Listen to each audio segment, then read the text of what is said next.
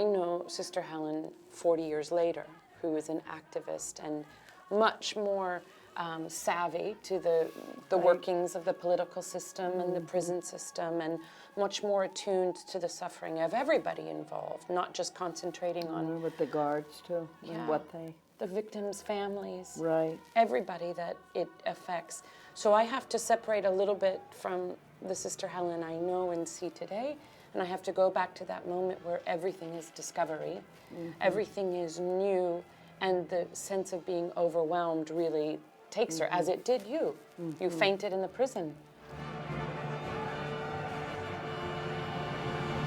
The opera starts with the murder and the rape, and we see Joe Desrochers commit the crime, and it's horrible. It's very deeply unsettling.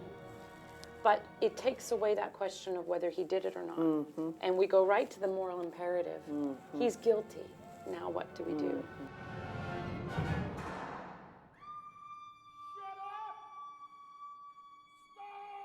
And the interesting thing about Pat Sonia, he never really asked me to come. He never asked me for anything. But I felt his loneliness.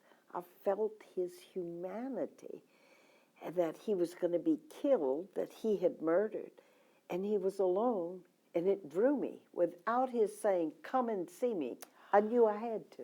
Wow. Do you remember the emotion you felt when you first met him, first saw him? Oh, man, he was scary to me at first. They are going woman on the tear, just like we have it in the opera. It was very scary. All of them were very scary, because I knew they were the ones who were going to kill a human being. But then he was scary too, yeah.